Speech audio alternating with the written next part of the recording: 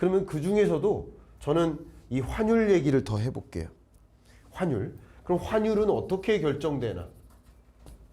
제가 오늘 이 강의를 어떤 식으로 하겠다라는 계획 없이 그냥 아무것도 없이 여러분들이 거시경제적으로 가장 궁금해 하실 만한 주제들을 가지고 온 겁니다.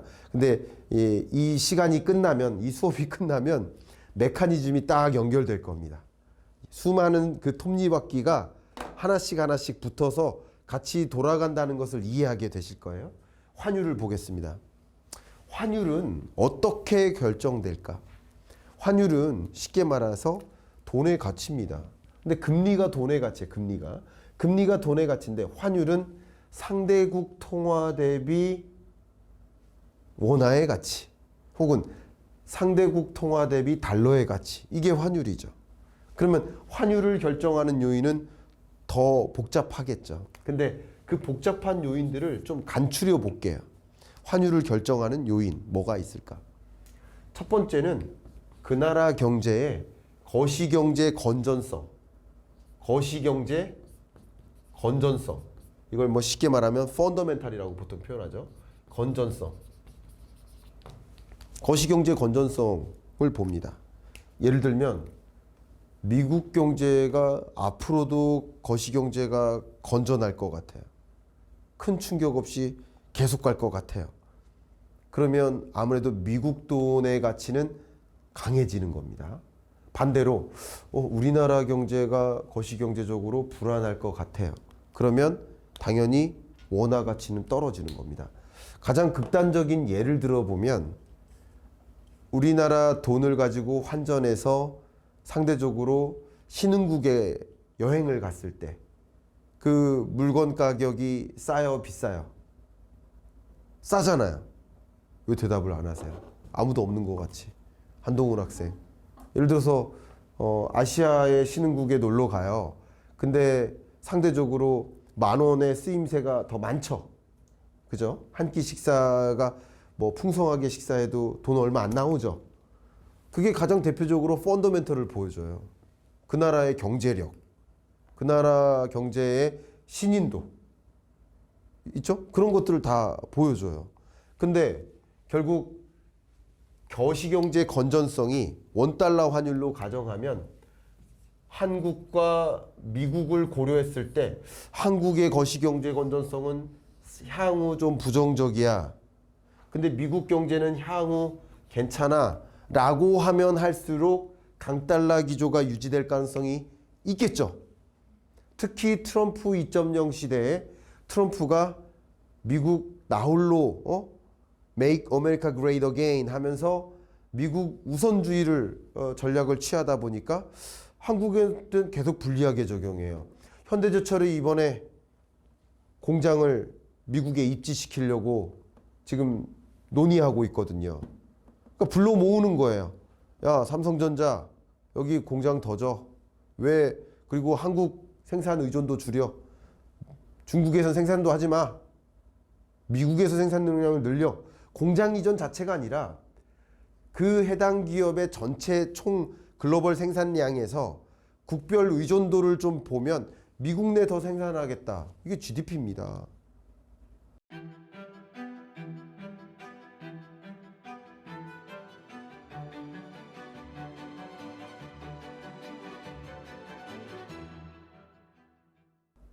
그러니까 미국 내 더 많이 생산하도록 유도하는 거예요. 어떤 카드를 가지고? 관세를 가지고. 관세에 올릴 테니까 수출할 생각하지 마. 미국에서 생산해. 법인세 절감해 줄 테니까 미국에서 제조기지 만들어. 금리 제로금리 환경 만들어 줄 테니까 제로금리로 돈 빌려서 설비 투자해도 돼. 이렇게 만드는 거예요. 심지어는 미국 우리나라 오면 이산화탄소 저감하는데 비용 안 써도 돼. 왜 유럽에서 생산하려고 그래? 한국에서 왜 생산하려고 그래? 일본에서 생산하지 마. 그 선진국들에서 뭐 제조하려면 뭐 이산화탄소 규제, 탄소 배출권 거래제 막 이런 거 도입해가지고 이산화탄소 저감 장치 설치하고, 그죠? CCUS 이런 거 설치하고 하는데 돈 많이 들지. 미국은 이산화탄소 막 뿜어내도 돼. 그러니까 내가 너희 공장 이전할 기업들을 위해서 내가 그래서 파리 기후협약 탈퇴하는 거야. 이겁니다. 결국 그런 모든 움직임이 트럼프도 여기에 들어가는 거야. 미국 경제는 더 강하게 갈 것 같고 상대적으로 다른 나라를 약하게 만들 것 같아요. 그러니까 더 이것은 결과적으로 돈의 이동을 만들어요. 미국으로. 미국으로 투자하자. 직접 투자, 간접 투자. 달러 베이스의 자산을 갖자. 미국 주식에 투자하자. 미국 기업을 투자하자. 미국에 공장 짓자. 해외 직접 투자가 유입이 돼요. 기술 인재들도 거기로 가요. 그럼 많은 사람들이 거기서 생산하고 거기서 소비하고 미국 경제를 더 강하게 만드는 거예요. 근데 돈이 이동하니까 또 강달러를 만드는 거예요. 거시경제 건전성입니다. 여기에 적어도 대외국이 봤을 때 야, 한국이라는 나라 이거 전쟁 상태 아니야? 이렇게 평가를 해요. 실제로 12월 1월 동안 전쟁 상황이다라고까지 평가를 하고, 여러분 원래 우리가 다른 나라를 안 갔을 때 더 심각하게 판단하잖아요. 일본이라는 거대한 땅에서 지진이 일어나요. 근데 1억 2천만에 해당하는 그 국민들은 일본에서 잘 삽니다. 한국인들은 여행 가면 큰일 날 것 같이 생각하는 거잖아요. 이해가시죠? 지진이 일어난 지역은 어떤 특정 지역이고 1억 2천만 인구가 잘 산단 말이에요. 근데 아무도 일본에 여행 가면 안 돼 이렇게 생각하는 거잖아요. 마치 그런 것처럼 좀 침소봉대하는 경향이 있습니다. 그러니까 외국인이 봤을 때는 한국 여행 적격 국가가 아니야. 한국에 투자하지 마. 한국 돈 갖지 마. 그러니까 이런 것들이 결국 거시경제 건전성을 더 떨어뜨리는 요인이 되었다. 이게 강달러를 만드는 배경이었던 겁니다. 첫 번째. 두 번째. 금리차입니다. 금리차. 금리차. 이 부분 말씀드릴게요. 이것도 중요하죠. 미국의 기준금리는 5.5%까지 올라갔었어요. 그죠? 어쩌죠 해서. 한국의 기준금리는 많이 못 올려서 3.5%까지밖에 못 올렸어요. 그래서 미국과 한국 간의 금리 격차가 2%포인트로 역사상 최대치로 벌어졌습니다. 근데 중요한 걸 하나 말씀드릴게요. 금리 격차가 벌어졌을 때 강달러가 약이 됐을까요? 금리 격차가 앞으로 벌어질 거야. 아직은 금리 차이가 얼마 안 나지만 앞으로 금리 차가 벌어질 거야 라고 생각했을 때 강달러가 약이 됐을까요? 생각했을 때입니다. 중요합니다. 지금부터 말씀드리면 이 금리 차는 정확히 얘기하면 기준금리 차이가 아닙니다. 시중금리 차이입니다. 근데 그 시중금리가 어떻게 결정된다? 다른 것도 영향을 미치겠지만 기준금리 결정이 이렇게 될 거야 라는 것을 반영한 게 시중금리 차이예요. 그러니까 예를 들어서 이따가도 말씀드렸지만 10년물 국채금리가 치솟은 배경은 미국이 금리 인하를 중단할 것 같아 라고 시장이 예상했어요. 실제 기준금리 인하 중단했습니까? 그리고 실제 기준금리 인하할 겁니다. 근데 시장은 뭐라고 예상해요? 금리 인하 안 할 거야. 끝났어. 그렇게 예상하니까 결과적으로는 시중금리가 치솟는 겁니다. 기준금리 인하 안 할 것 같아요 라는 그 생각이 반영된 게 10년물 국채금리가 치솟는 겁니다. 그래서 12월 첫째 주 고용지표 발표될 때 와, 고용이 너무 좋아. 제가 즉시 분석해드렸죠. 실업률이 떨어져. 일자리가 막 늘어. 고용이 너무 탄탄해. 그러면 미국은 굳이 서둘러서 금리 인하할 필요가 없겠구나 생각이 되고, 고용시장이 이렇게 탄탄하다는 것은 아까 보여드렸죠. 고용이 증가하면 소득이 늘고 소비가 진작되니까 물가도 더 높은 물가가 유지될 것 같아 라는 생각까지 있으니까 금리 인하하면 안 되겠다는 생각이 들죠. 그러니까 고용지표 발표와 동시에 국채금리가 치솟는 겁니다. 국채금리가 치솟으니까 금리는 곧 그 나라 돈의 가치고, 국채금리가 치솟으니까 달러 인덱스가 치솟는 겁니다. 그래서 달러 인덱스가 치솟는 거예요. 한국 원화의 인덱스가 있다고 한다면 원화 인덱스는 그 자리거나 더 떨어지는 모습인데 달러 인덱스는 치솟는 거예요. 그러니까 이 금리 차는 미국 10년물 금리와 한국 10년물 금리의 차이인 거지, 12월 동안 기준금리 차이는 변화된 게 없어요. 생각해 보세요. 기준금리 한국은행은 동결했고요. 그쵸? 그러니까 기준금리 차이는 계속 똑같이 유지됐단 말이에요. 5.5에서 금리 인하해서 4.5를 운영하고 우리는 3.0을 운영했는데 1월 초도 1.5% 차이고 1월 말까지도 1.5% 차이인 거예요. 그죠? 그러니까 기준금리 차에는 변화가 없어요. 근데 앞으로 기준금리가 그렇게 결정될 것 같아. 고용지표가 발표될 때마다, 물가지표가 발표될 때마다, 혹은 그 밖에 경기지표가 발표될 때마다 미국은 서둘러 금리 인하할 필요가 없겠네. 경기 부양적 노력을 적극적으로 할 필요가 없겠네. 라는 시장의 생각, 시장의 그런 기대, 그 기대가 틀릴 수도 있어요. 그러나 그 기대를 이해할 필요가 있어요. 제가 항상 말씀드리죠. 파월의 마음을 이해하라. 시장의 마음도 이해하라. 그 둘을 구분해서 이해하라. 그러면 경제가 정확하게 판단이 됩니다. 그러니까 결국 시장의 움직임은 뭐 때문에 움직여? 시장의 기대가 생기거나 시장의 기대가 실망으로 바뀌거나 이럴 때마다 생기는 거예요. 그러니까 금리 차는 시중금리 차인 거예요. 주로 10년물 국채금리. 10년물 국채금리가 상승하게 된 배경은 다시 한번 정리하겠습니다. 미국 고용시장이 굉장히 견조하네. 미국 펀더멘털이 좋네. 이게 국채금리를 끌어올려요, 역시. 그리고 고용시장이 견조하니 굳이 서둘러서 금리 인할 필요 없겠네. 경기 침체 없나 보다. 금리에 대한 전망도 인하 안 할 것 같은 전망. 그게 10년물 국채금리를 끌어올려요. 그리고 고용이 탄탄하니 임금 상승률이 잘 안 떨어지겠구나. 소득이 또 늘겠구나. 임금은 상승하고 소득도 느니까 결과적으로 뭐 하고 싶어져요? 소비 진작이 있겠구나. 소비가 늘어나면 물가가 또 상승하겠지. 그러니까 이런 여러 가지 판단 때문에 고용 지표가 좋은데 주가가 떨어지는 거죠. 고용 지표가 좋으니까 금리가 치솟으니까 금리가 오를 때 은행에 저축하는 게 매력이 있어요. 주식을 갖고 있는 게 매력이 있어요. 은행이 매력적인 거죠. 상대적으로. 그러니까 돈의 이동이 이쪽으로 가는 거예요. 주식시장에서 이탈하는 거예요. 주식시장에 이탈하니까 주가가 빠지는 거죠. 그죠? 또 국채금리가 치솟으니까 역시 그게 반영된 달러 인덱스가 치솟는 거고 그게 강달러를 또 만드는 거죠. 강달러 환경이 야기된다 그러면 한국 같은 나라는 돈이 더 빠져나가죠. 주가가 덩달아 빠지죠.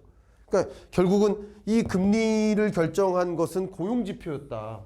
제가 이런 고용지표 나올 때마다 즉시 분석해드리고 있지만 이 메커니즘을 완전히 이해하시면 그냥 지표 발표만으로도 바로 해석을 할 겁니다. 그래서 종종 또 우리 독자분들이 감사하게도 즉시 분석 볼 때마다 와 대단하다 이렇게 댓글 남겨주시고 또 주변에 다른 경제 전문가분들도 어떻게 그렇게 즉시 분석을 해 이렇게 말씀하시는데 사실 여러분이 메커니즘이 있으면 지표 발표 하나만으로 나머지 파장에 대한 현상을 생각할 수 있다는 거죠. 톱니바퀴가 연결되어 있는 거.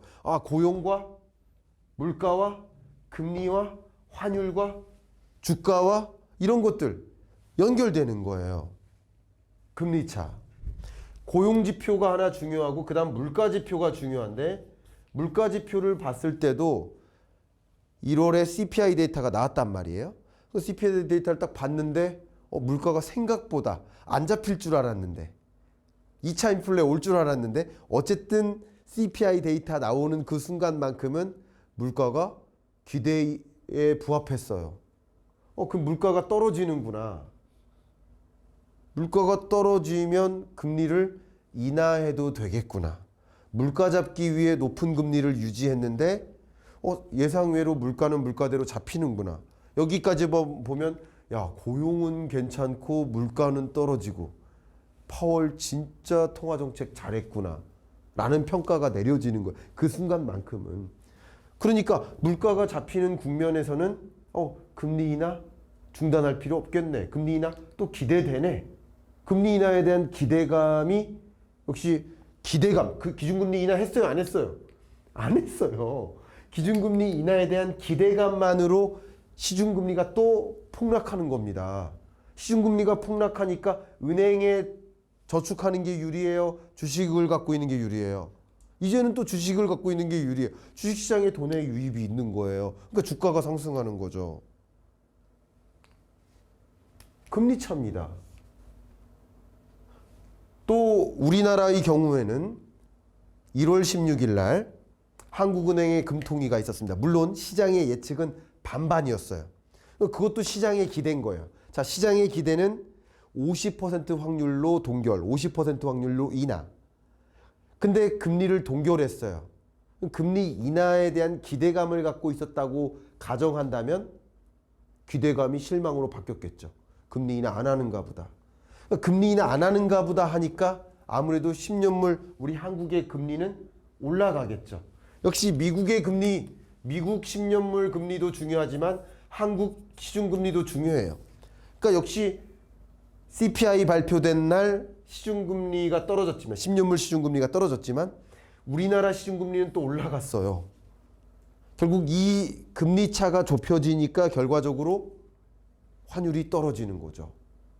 환율이 떨어지니까 아무래도 달러 베이스의 자산을 갖고 있는 게 유리해라는 그 감정이 좀 줄겠죠.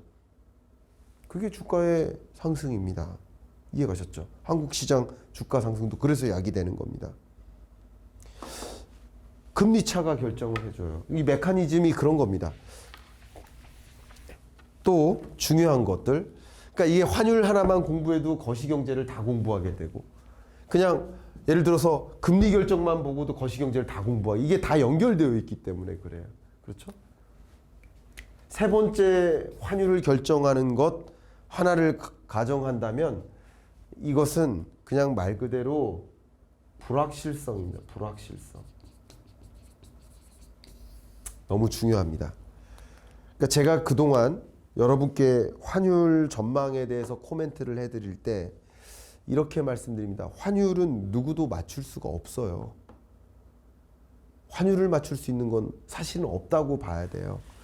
다만 제가 생각하고 있는 그 기조를 참조만 하실 뿐이고, 저도 여러분께 항상 강조하고 있는 것은 물고기를 잡아달라 하지 마시라.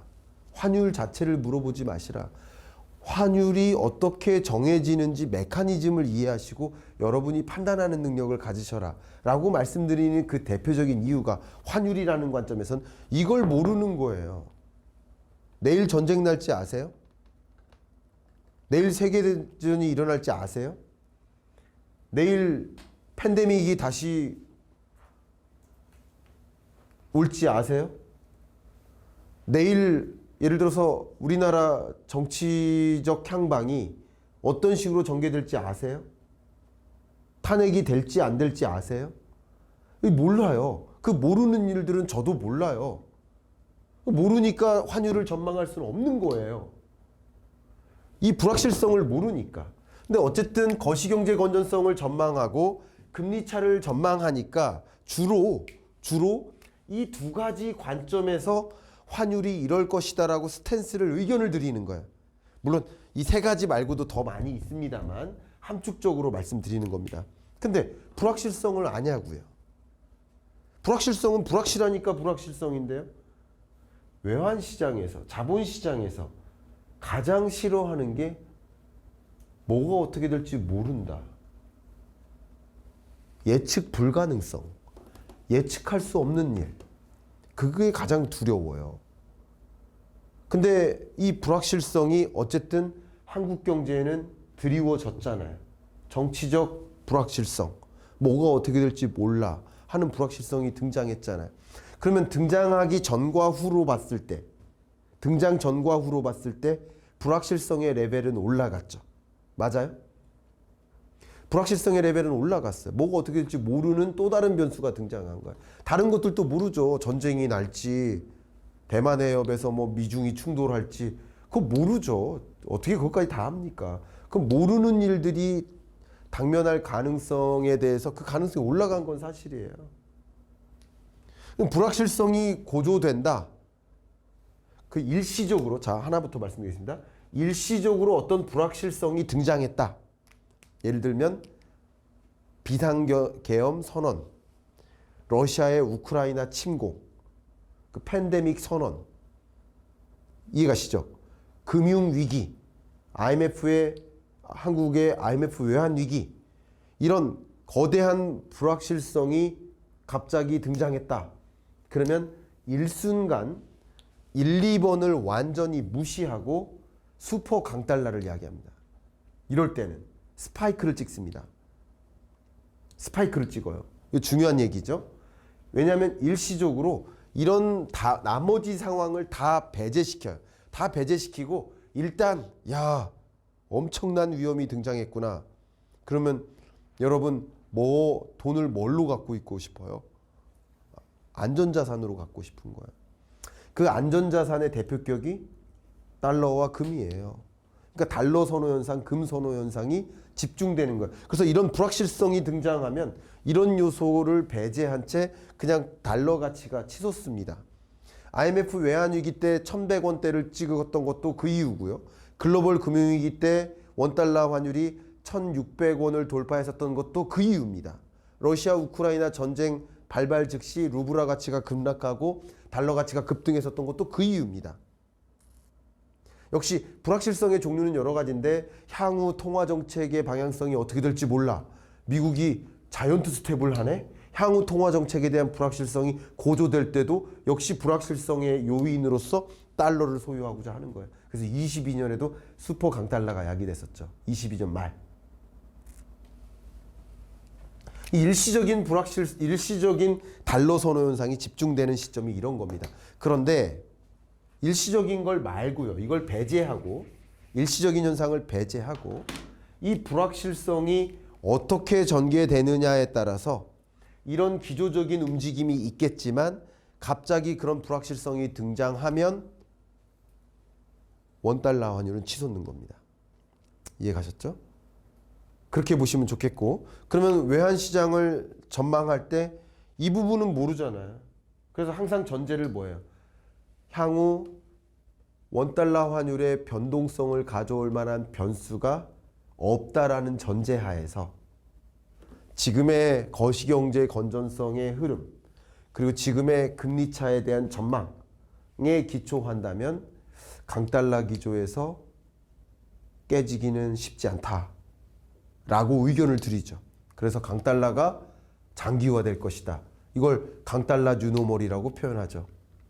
다만 또 중요한 게 여러분, 주식시장의 주된 특징, 외환시장의 주된 특징, 이게 선행성이에요. 코인 시장도 선행성이 더 강하죠. 위험자산일수록 선행성이 강해요. 그러니까 지금 말씀드렸던 거시경제 건전성에 대한 이런 흐름, 지금 말씀드렸던 금리차가 이렇게 될 거야 라는 이런 흐름, 그리고 우리 한국 경제에 드리워진 이 불확실성이라는 큰 물음표, 이게 외환시장에 반영된 거예요? 안 된 거예요? 반영된 거죠. 반영됐기 때문에, 어제는 반영된 환율이기 때문에 이게 해소되는 건 아니지만 선반영됐다라는 관점에서도 이런 요소들 때문에 강달러가 야기됐다면 이 강달러 기조는 제가 이미부터 말씀드렸지만 하향 안정화될 여지는 많다. 그래서 1400 후반대의 환율에서 1500원을 뚫고 올라갈 수는 있죠. 언제든지 있어요. 1500원 뚫을 수 있어요. 상방은 열려 있어요. 왜냐하면 이 불확실성을 우리는 몰라요. 정치적 불확실성, 또 통상 불확실성, 금리 결정에 대한 불확실성, 이런 불확실성을 몰라요. 전쟁 불확실성, 팬데믹 불확실성, 이런 불확실성을 몰라. 근데 그 불확실성이 지금 1400 후반대에서 조금이라도 강한 불확실성이 등장하면 1500원 뚫을 수 있는 거예요. 상방은 열려 있습니다. 다만 불확실성을 통제한 채, 우리 앞에서 얘기했죠. 통제의 개념. 얘를 통제한 채, 얘는 똑같다라고 가정했을 때, 일단은 이건 누구도 모르니까 이 두 가지를 고려했을 때 강달러의 뉴노멀은 있겠지만 다소 약세화는 될 수 있겠다. 그래서 제가 계속 강달러는 장기화 되겠지만 1,400원대의 강달러, 1,400 예를 들어서 정점 기준으로 80원이라고 할게요. 1,470 몇 원 찍었죠? 1,400원대의 강달러를 야기했고, 그리고 하향 안정화 되겠지만 여전히 1,400원대일 것이다. 그래서 기준은 뭐예요? 1,100원, 1,200원이죠. 그러니까 1,300원 밑으로 떨어지지 않는 1,400원대에서 맴도는 이것도 강달러고 이것도 강달러죠. 그러나 강달러의 다소 약세화가 진전될 것이다라고 전망한 이유가 이런 요소들 때문에 강달러가 야기됐는데 선반영된 거라고 생각해 본다면 추가적인 또 다른 이런 요소들이 등장하지 않는 한, 그죠? 추가적인 요소들이 더 등장하겠죠. 한국 경제의 하방 압력, 한국 펀더멘털이 좀 더 부진한 소매 판매액이 또 감소하고 수출액이 또 감소하고 이런 요소들이 등장하겠죠. 근데 그런 것들을 어느 정도 가늠한 거예요. 근데 추가적으로 요소들이 등장할 것이기 때문에 강달러가 오래 지속되는 거죠. 지속되지만 그 강한 쇼크, 그 쇼크는 이때 반영되는 거죠. 이해가시죠? 그래서 강달러의 뉴노멀을 전망하지만 다소 약세화를 저는 가정하고 싶다. 근데 꼭 이것을 여러분 가정하실 필요 없습니다. 이건 저의 전망인 겁니다. 여러분이 더 많은 것을 보시면 돼요. 제가 항상 그 전망 그 자체를 보지 마시고 그렇게 전망하는 근거를 보십사 말씀드리는 이유도, 또 제 유튜브 채널에서 토론을 제가 즐기는 이유도 한 가지 면만 보시지 마셔라. 한 가지 주장만 보시지 마셔라. 설사 그 두 사람이 출연했을 때 저와 똑같은 생각을, 전망은 같아요. 그죠? 전망이 같다 하더라도 예를 들어 성상현 부부장님하고 토론했단 말이에요. 전망은 유사했어요. 근데 그 전망하는 근거가 좀 달라요. 그러면 상호 보완적으로 논리를 가질 수 있어요. 두 명이 똑같이 전망했으니 그럼 맞는 거야 이렇게 하는 게 아니라, 근데 이 둘이 전망이 달라요. 가장 대표적으로 우리 최용식 소장님이 출연하셨을 때 너무 소중한 겁니다. 최용식 소장님은 전혀 다른 전망을 하시잖아요. 그리고 그것에 대한 근거들이 충분히 있잖아요. 그러면 저는 미국 경제가 소프트 랜딩 할 것입니다. 점차 성장 둔화가 있을 것입니다. 그러나 심각한 경기 침체나 경제 위기는 아닙니다. 이걸 골디락스라고 제가 책에다 표현했고요. 그렇게 전망했고 최용식 소장님이 다른 전망을 했지만 그렇게 전망하는 근거들을 들으셔라. 최용식 소장님이 그렇게 전망하시는 근거들을 들으셔라. 그럼 그 근거들을 조합해서 여러분이 더 나은 판단을 하시면 돼요. 이걸 믿지 마시고 여러분이 저보다 더 나은 판단을 하시라고요. 미처 못 보는 일이 없도록 하십사 강조합니다. 제가 이렇게 자주 말씀드리는데 여러분 저를 앞면을 보시잖아요. 얼굴 정면을 보시잖아요. 정면은 좀 많이 부족하죠. 근데 여러분 잘 모르시죠? 제가 뒷면이 진짜 멋있어요. 영화배우 뺨쳐요. 안 보시잖아요. 그러니까 앞면만 보고 판단하지 마셔라고요. 뒷면을 보면 정말, 그죠? 이것에 동의하면 안 되죠. 우리 한동훈 학생. 네. 이해 가셨죠? 360도를 다 보셔라는 거예요. 제일 잘못된 판단이 코끼리 발톱 보고, 코끼리 발톱이 몇 개예요? 코끼리 발톱 몇 개일까요? 근데 코끼리 발톱 하나, 12개의 발톱이든 20개의 발톱이든 코끼리 발톱이 하나가 상했어요. 싸우다가 다쳤어요. 그 발톱만 보면 이 코끼리가 죽을 것 같죠? 그 발톱만 보면. 다른 거 안 보고. 많은 발톱 중에 하나의 발톱이 사자랑 싸우다가 손상됐어요. 근데 그 발톱만 보고 있는 사람은 뭐 해요? 코끼리가 죽을 것 같죠? 근데 그 발톱 빼고 나머지는 너무 건강하단 말이에요. 근데 미처 그 코끼리 발톱만 보고 판단하시면 안 된다. 그래서 저는 가끔 많은 사람들이 중국에서 20년 산 사람이 정말 잘한다 중국 경제를. 절대 아니라고 저는 생각하는 사람입니다. 모든 거시경제는 지표로 확인이 되기 때문에 중국에 살면 혹여나 코끼리 발톱만 볼 수 있단 말이에요. 내가 경험한 경제가 가장 중요한 경제예요. 근데 중국이라는 거대한 땅덩어리에서 자기가 어떤 한 사람이 20년 동안 그 어떤 지역에서 살았을 경우 그 지역 경제에 대해서는 조금 더 체화되어 있을 수 있지만 베이징에서 사느냐 지방 어떤 먼 어떤 지역에 사느냐에 따라서 경험이 다른데, 근데 어떻게 중국이 이렇다라고 얘기할 수 있나요? 지표로 얘기를 해야죠. 그래서 저는 오히려 제가 이런 질문 하잖아요. 한국인이시죠. 한국에 오래 사셨죠. 한국에 몇 년 사셨어요? 45년 사셨어요? 20년 사셨어요? 화내시려고 그러시네. 그러면 한국에서 20년 살았으면 그러면 한국 경제 전문가예요? 여기 왜 오신 거예요? 왜 제 수업을 왜 들으세요? 한국 전문가예요? 한국에 살았는데 한국 경제 전문가예요? 아니에요. 그러니까 제가 말씀드리는 것은 무슨 말인지 아시겠죠? 다차원적으로 봐야 되는데 미처 못 보는 부분이 있을 수가 있어요. 오히려. 그래서 어느 지역에 산다고 그 지역 전문가다 이게 아니에요. 그래서 토론을 통해서 다차원적으로 보시고 혹여나 내가 미처 못 봤던 부분들이 있구나. 그리고 전망이나 여러 가지 걸 통해서 또 역시 그 내막을 보시고 근거를 보시고 그것을 통해서 내가 스스로 판단할 수 있어야 되겠다 라는 생각을 하시면 어떨까요? 그러기 위해서 저는 여러분이 스스로 판단하실 수 있도록 물고기 잡는 게 아니라 물고기 잡는 법을 말씀드리고자 한다 라고 말씀드린 게 이유고, 특히 오늘 이렇게 칠판 강의를 하려고 하는 이유는 역시 그런 거시경제적인 판단을 스스로 하실 수 있도록 전체적인 그런 메커니즘을 이해하실 수 있도록 말씀드리고자 갖고 온 겁니다. 이해 가셨죠? 그렇게 보도록 하겠습니다. 여러분 안녕하세요. 정말 경제가 너무 요동치고 흔들리고 그죠? 하루에도 수십여, 수백여 개 뉴스들이 들려옵니다. 그 수많은 뉴스 정보의 홍보 속에서 내가 어떤 것에 좀 주목을 하고, 그리고 그 수많은 뉴스들의 조합으로부터 어떻게 인사이트를 끌어낼지, 그 인사이트를 끌어내는 전쟁의 시대 아닌가 이런 생각을 해봅니다. 제가 김광석의 오피셜 클럽을 열어서 여러분들과 함께 그 인사이트를 공유하고 매일, 그죠? 그리고 매주 또 매월 함께하면서 여러분들과 동행해 보고자 합니다. 여러분이 궁금해하시는 그 경제 뉴스나 정보의 근저에 깔려 있는 인사이트를 함께 찾아나가는 그런 시간이 되었으면 좋겠습니다.